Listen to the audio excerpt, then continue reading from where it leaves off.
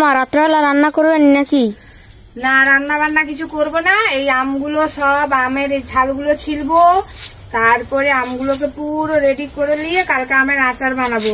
কারণ আমার অনেক ফেসবুক ফ্রেন্ড আমার কাছ থেকে আম চেয়েছে, তো আম তো আর দিতে পারবো না, তো কি করব, আমি এই আমের আচারগুলো বানিয়ে আমের আচার বানাতে তো পারি না, আম সত্য বানাবো। তাই জন্য আমগুলোকে পুরো আগে রেডি করে নিচ্ছি।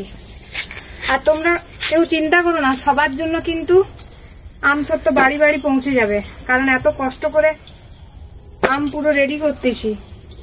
আর কেউ যদি এসে একটু হেল্প করে দিতে তাহলে তো খুবই ভালো হতো। দেখো একা একা আমগুলো ছিলছি, কত কষ্টটাই না করতে হয়। আর এই আমের সিজনটা চলে গেলে খুব মনটা খারাপ লাগে। তাই জন্য তো আমার সব থেকে পছন্দ হচ্ছে আমসত্ত্ব, আর আমসত্ত্বটাই আমার বেশি ভালো লাগে। আর তাই জন্য তোমাদের সবাইকে আমি আমসত্ত্বই বানিয়ে দিয়ে পাঠাবো। ওই আচার টাচার আমার দ্বারা বানানো হবে না, কিন্তু আচার খেতে ভালো লাগে, বানাতে আমাকে ভালো লাগে না। আর তোমরা যদি কেউ আচার ভালো বানাতে পারো তো আমার বাড়ি চলে এসো, প্রচুর প্রচুর আম আছে, আমের আচার আমাকে বানিয়ে দিবে, তোমরাও নিয়ে যাবে। কিন্তু আমি বানাতে পারবো না। এই আমগুলো সাইজ দেখেছো কত বড় বড়, দেখবে। আজকে এক বালতি আম আবার বিকেলবেলা পারলাম, কারণ আমাদের এই গাছটাতে না আমগুলো যখন পেকে যায় তখন আর পারতে পারা যায় না, সব পাখিতে খেয়ে যায়, আমরা আর খেতেই পাই না। তাই জন্য এবছর সব আমকে পেড়ে নিয়েছি। আজকে আমার এক দাদা ভাই বললো নাকি আম আনতে আসবে, দেখা যাক কবে আম আনতে আসে। দাদা ভাই যখন আম আনতে আসবে না তখন দেখবে আম শেষ, পুরো শেষ। তোমার কি বেটু কত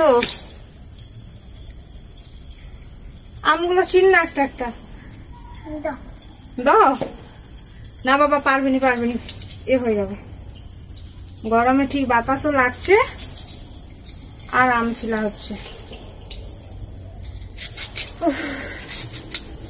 কি আর করা যায়। সবাই শুধু আমের আচার বলে চিৎকার করো তোমরা। আর এখন দেখো পুরো আমের আচারের জন্য পুরো প্রস্তুতি চলছে। অনেক আম না পড়ে করে ফেটে গেছে, দেখবে একটু বড় বড় আমগুলো না ফেটে গেছে। এতগুলো আম আমি কেটে করে উঠবো কখন? আজকে তোমার সারা রাত বেজে যাবে রে ভগবান। আম কাটতে বসতে কে বলছে? এ কাট না 2-4টা করে। তোর বাবা এলে না, তোর বাবাকেও আম কাটতে বসিয়ে দেবো। দেখ বলবো আমগুলো দুটো তুমি ছিলে দাও আর আমি এগুলা কেটে নিই, বুঝেছিস?